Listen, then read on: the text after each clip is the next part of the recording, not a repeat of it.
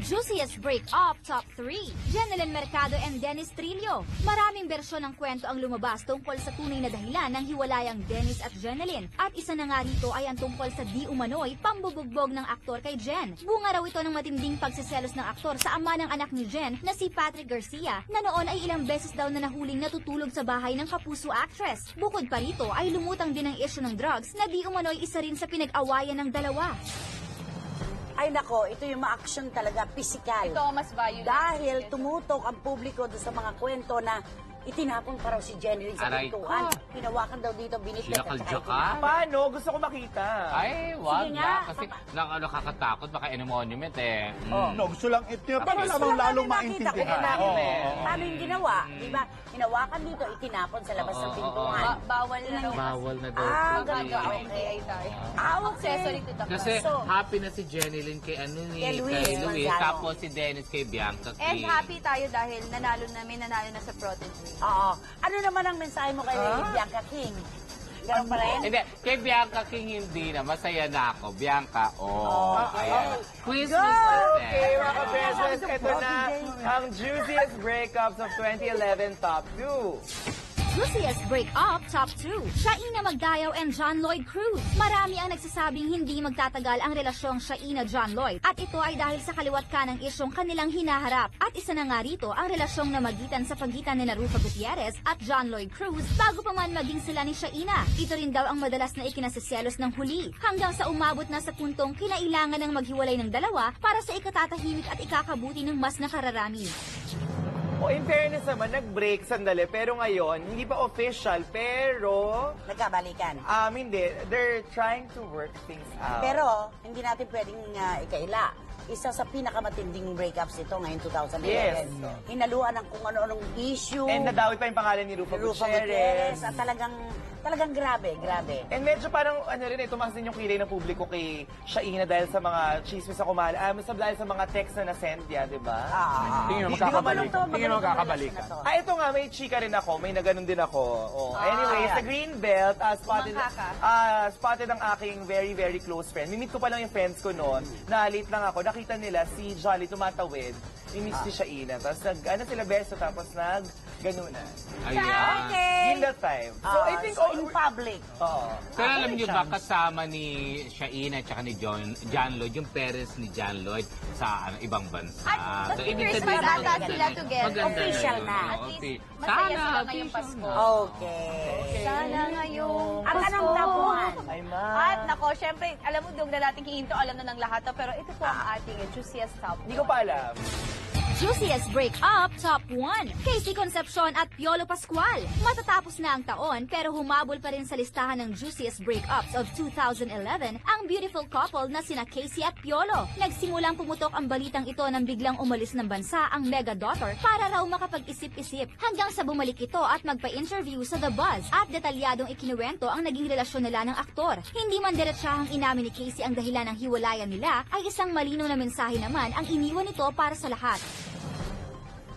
Hindi ko to in-expect na sila ang number one. Parang Ako hindi sila in-expect ko. napag-usapan eh. At hanggang ngayon na nagsasama-sama Oo naman, tayo, ay mata pa rin ang bagyo itong dalawang ito. Direct, would you agree kung sabihin ko na naging mabait kay Piolo Pascual ang 2011. Pero ito rin ang taon na mag-iiwan sa kanya ng pinakamasakit na karanasan dahil sa mga patagilid na revelasyon ni Casey Concepcion. I think yung ang tulad ng sinabi ko dati, ang hindi mo pagsasabi ng lahat Exactly. ay mas marami ka Mas kumisang masakit. nasasabi. At nag-agree na ako sa iyo na napaka-importante ng taong ito para kay Piolo dahil dito natin makikita ang talagang tutumbukin ng kanyang karir sa mga darating na taon. May Sana, no? Hindi, wala. sabi mo, may sasabihin ka. Meron lang po ako naisip na ba't hindi nakasama sa list. Ay, hindi, Mamaya po natin ba mamaya pag-usapan. yan? Dito muna tayo sa Piolo Casey. Pero alam mo, Yes. parang nakumubo na si Casey kasi nga nagpagupit siya ng hereret, di ba? Hindi sapat na garansya yun. Tsaka ano yun, Sapat na garansya feeling ko yun. step na isa sa mga First steps na step kailangan niya pagdaanan. Pero hindi pa siya totally Eh si nakakamove Piolo on. nakamubo na kasi may bodyguards, di ba? Pero ang hirap na nasa isa silang estasyon, di ba, nanay? Kasi pwede silang magkita. Nakita mo kung gaano ka-professional si Casey and Piolo kasi nung latest Christmas special nila sa kabila is Nandun sila pareho. kumanta si Piolo, tapos sila. zino-zoom in si Casey, wala na sumasayaw, wala kasama si Ann. Yes. And pinakita naman na she's na hindi man siya 100% okay, she's trying. No, pero ituloy naman na-establish natin si edukadang tao, si Totoo Casey yan. Concepcion. Sabi nga ni Sharon Cuneta, kami mga edukadong tao at Kristiyano. Kaya kung may gusto man kami sabihin, mas maganda na sigurong wag na lang at andito lang sa puso namin. Pero ramdam ko bilang isang babae sa ilalim ng lahat ng ito, yung pakiramdam ni Casey Concepcion na siya ay naniwala sa isang pangarap, na siya ay sabihin na natin nagamit sa iba't ibang paraan at aspeto at yung umasa siya sa wala. Yun ang nakikita ko. Saka kakausap ko lamang kay Casey at Di ba, ang Direk? sinabi niya ay, I've moved on, I am trying to move on. Ang importante ay nasabi ko na ang kailangan kong sabihin. Yes. So tapos na ang usapan as far as I am concerned. No, kung Very meron pa yung good. katanungang nakahang dyan, iba na ang sumagot. Okay, tama, Alright. napakagaling. And sabi mo nanay, di ba, yung epekto nitong year na to kay Piolo Pascual, mas grabe yung epekto nito kay Casey. Pero- I mean, sa ano sa... Isipin Pero si Casey kasi hindi pinaglalaroan ng publiko. Si Piolo ginawang laruan talaga, toy talaga Pero siya. nanay, ang hirap maka-move on from Piolo Pascual dahil paglabas mo pa lang ng karsada mo, makikita mo na yung mga pictures, Hindi. diba? So, At saka, ang hirap para sa isang Piolo Wala na Pascual namang kwenta. ang idepensa ang kanyang sarili sa aspeto ng sexualidad. Lumalakad siya sa kalye na parang pugot ang ulo niya sa kanyang katawan kasi ang tingin ng lahat ay eto to. Alam mo na agad kung ano yung naglalaro sa pero utak. nanay, Piolo Pascual is Piolo. Piolo. Oo, pero hindi kasi doon yung punto na argumento, kundi Oo. yung sexualidad. Pero ang dami ng mga chika about that. Pero ngayon lang, this after the break, saka na na-hype ng bonggang-bongga.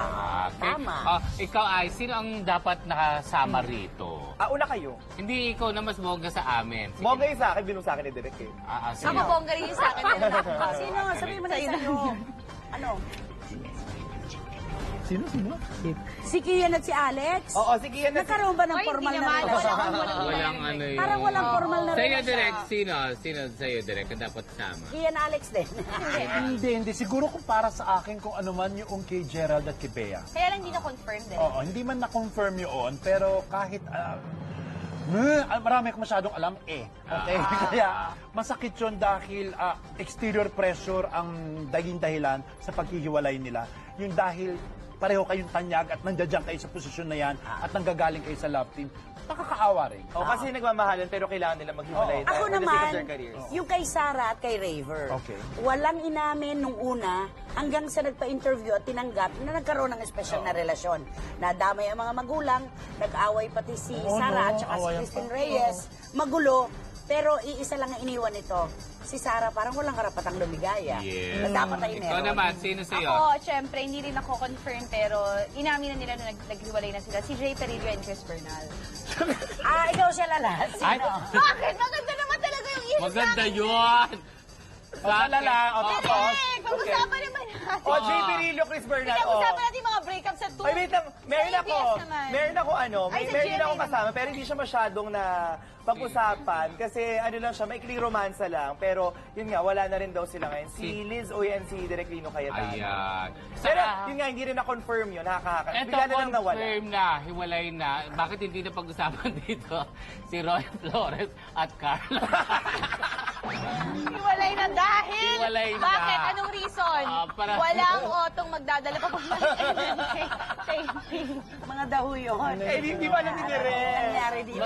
Hoy, Kaya hindi masakit daw yung- si Jay Perillo. Excuse me, nag-guess siya ha. Masagat kay Carla. Talaga isa. Pero di ba may iniyakan ka? Ganun lang yun. eh. Iniyakan siya 3 weeks ago. Sino? Yun ang kasi AIO. Okay. Salamat po ng marami mga kapatid sa pagsalo sa amin ngayong gabi, sa pakikisausaw sa aming mga hiwalayan ngayong 2011. Hanggang bukas po mga kapatid dahil... Hindi tayo maghihiwalay, mga kapatid. Ito ang uli na gupin at chikahang nag-iinit. Todo ang hirit sa... Jessie!